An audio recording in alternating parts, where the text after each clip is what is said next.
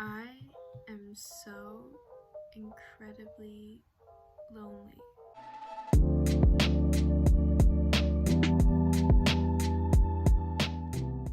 Hey y'all, what's up? I'm Sabrina and welcome back to my book nook.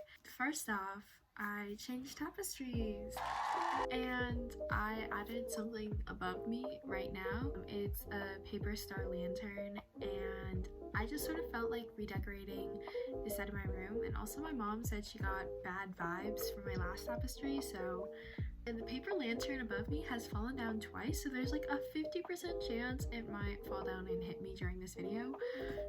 Let's hope not. Also, it's May. I have exams coming up. I haven't even studied. I'm so stressed because I haven't been studying, but then I get stressed about not studying, then I get even more stressed and unable to do anything. But anyways, on to more exciting things. Today, I'm going to be reviewing a highly anticipated book and what I think is probably going to be the book of the summer and one of the books of 2022, Book Lovers by Emily Henry. This came out last Tuesday and I got my hands on it on Wednesday, and I was just like, I have a good feeling about this book. I'm so excited to talk about it with you guys today because it's genuinely so much fun, and I read it with my friend. Lots of emotions after. It was really fun to read it with her. If you guys have any friends that read, find a friend to read a book with because it's literally like the best experience ever. Book club time! Book club time! We both read Book Lovers by Emily Henry together. Any thoughts? Thoughts. I cried. I cried too. It was so good. She writes romance so like classily, like it's so tasteful but still so good. And I love Emily Henry, but this is my favorite Emily Henry yet. Possibly favorite romance novel ever. I agree. Good book. Read it. Good book. Before I get into my reviews, I just want to break down how my book reviews work. So my book reviews are broken down into 4 parts. Parts 1 and 4 will be spoiler free, but parts 2 and 3 will have spoilers. If you don't want spoilers, please don't watch parts 2 and 3. Part 1, I give my beginning thoughts and opinions. This is where I do my beginning rambling. Then I give a brief little plot summary. Part 2, I talk about plot writing and other elements, and this is sort of where I do the majority of my review. I talk about things I liked, things I didn't like, the plot, the pacing, the characters, all that sort of stuff. Part 3, I talk about characters and relationships, which I feel like is self-explanatory. And finally, part 4, I give my final thoughts and opinions as well as an overall rating and answering the question, is it a must read?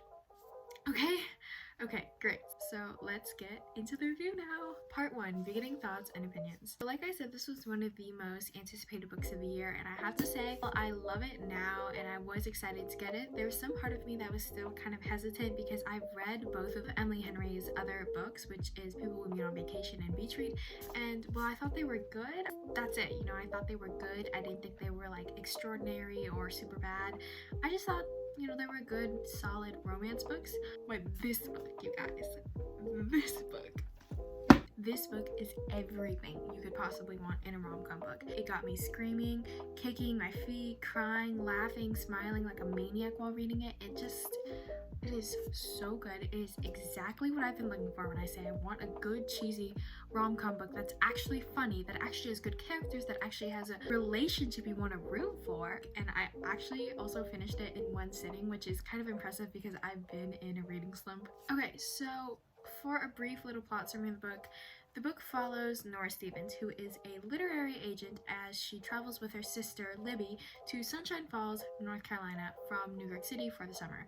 And she's there to hopefully experience the small town charm and maybe have a typical small town romance like in the Hallmark movies, only to find that she can't escape one Mr. Charlie Lastra, also from New York City. And let's just say their first meeting was not the best, and he is a very grumpy man. But it turns out that the story Nora wanted might not exactly be the one she gets. Moving on to part 2, thoughts on plot writing and other elements. What I love about Emily Henry is that she takes a classic rom-com trope and subverts it a little bit. We all know about the typical Hallmark movie romance where a cold-hearted guy from the big city travels to a small town and falls in love with a horse wrangler or something, and he breaks up with his cold-hearted girlfriend back in the big city and literally marries the horse wrangler and becomes a ranch hand, right? That's the typical plot of a Hallmark movie, I think. I don't know, I've never seen one, but I know the trope. What I loved about this story is that it takes that trope and it sort of twists it around and asks the question, okay, well, what about that cold-hearted girlfriend that he left back in the big city, right? And that cold-hearted girlfriend is Nora Stevens, who is the protagonist of the book. Oh, I also love that that subversion of tropes also has feminist undertones in it, because why do women that fall under certain stereotypes get categorized this way as like unlovable or reserved and cold? And a lot of the traits that these women have are often like hyper feminized traits, or just traits that typically women get shamed for. Nora in this story, what I love about her is she doesn't shy away from being feminine and from being good in her career. Like, a woman can simultaneously care about her looks and care about her job. Shocking, I know. Also, why can't a woman prioritize her job over like not wanting children or not wanting to get into a relationship? Why is that so looked down upon? But I do sort of love how that feminist aspect of the book was sort of incorporated into the story, because I didn't expect that, honestly. With a lot of rom-com books, it's very, let's just say, sometimes not as progressive as we want it to be. Not to mention, the characters in this book are literally so lovable and scrappy, and I just smile every time I think of them.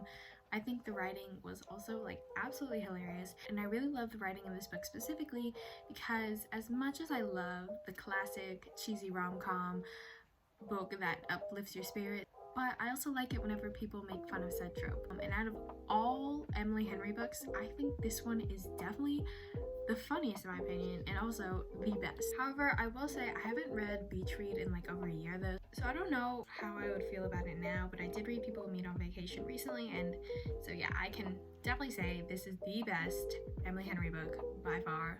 No competition, no contest, no arguing whatsoever. This is the best one. I feel like the writing in this book just sets a vibe that is so fun and lighthearted while also not underselling the characters. I feel like Emily Henry doesn't shy away from making her characters feel like real people. You know, people who deal with grief, who deal with anxiety, who deal with sort of like toxic relationships and trying to heal from that.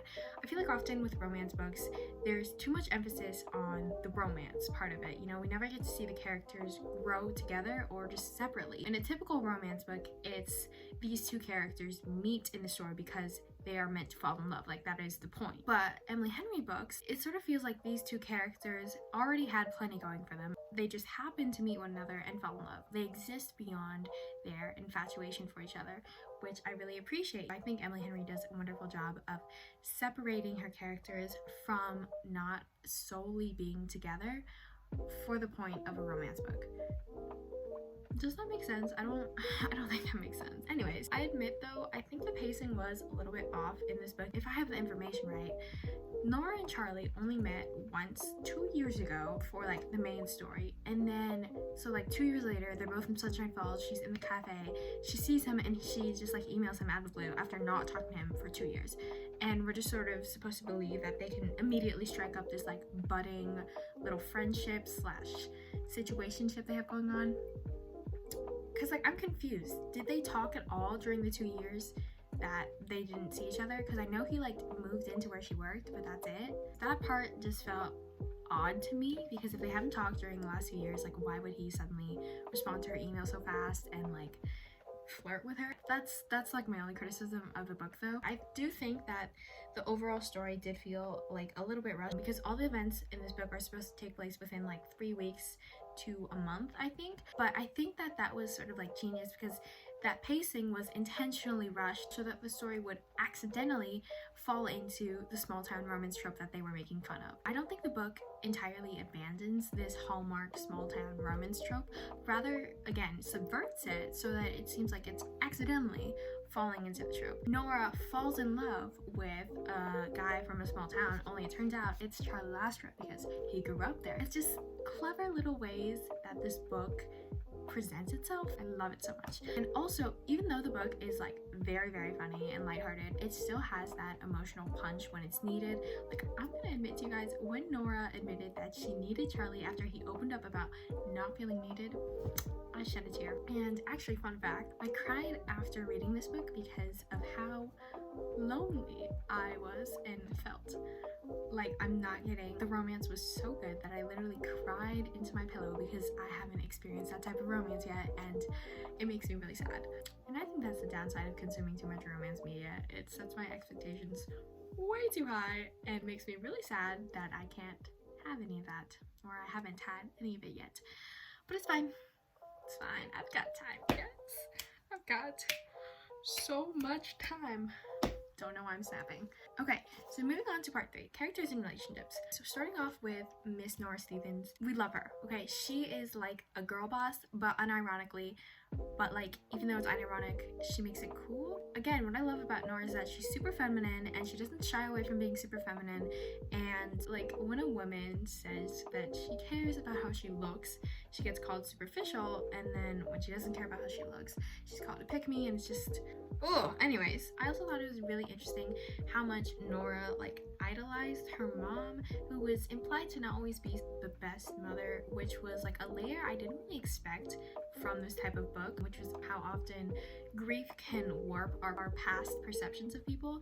Like, I didn't know Emily had that in her to write that. Go girl, slay. Oh my god. Anyways, point is, Nora is that bitch, and that's all completely okay with her, completely okay with me. I love her. Now moving on to Charlie Lastra.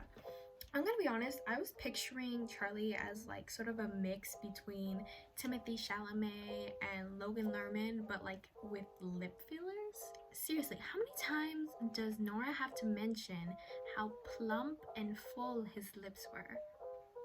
Like, come on, girl. But anyways, other than that, Charlie Lastra. I'm convinced all good men are purely fictional. Tell me you can find a Charlie Lastra in real life. That's right, you can't. You cannot, because he doesn't exist, you know, because he's fictional. He's fictional. Anyways, I like how he was like a grumpy person, but not a horrible person, you know, because I feel like with a lot of romance books, when men aren't grumpy, that just means they're sexist, or just horrible, or just like mean. He is like mean, but like in a quirky way, in an adorable way. Also, he is respectful. Wow, the bar is in hell, guys. Nora and Charlie also have absolutely phenomenal banter. It's just so scrumptious. I'm sorry, guys. I've just really been loving the word scrumptious lately, and I just wanted to find a way to include it in this video. Anyways, moving on to part 4, final thoughts and opinions. Read this book. Read this book. It's one of the best rom-com books of the year, calling it already, and it's gonna be the book of the summer, one of the books of 2022, and it's possibly a contender for one of my favorite books of all time.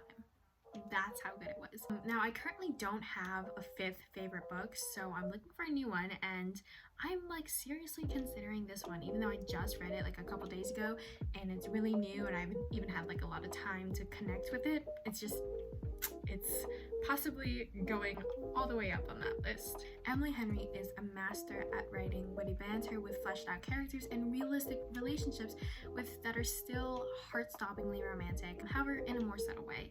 Nora and Charlie's banter is actually so funny and phenomenal, and it will leave you laughing one second and then screaming into your pillow the next. It's just, oh, it's so good. And again, this is by far Emily Henry's best book. No competition, no contest, no question.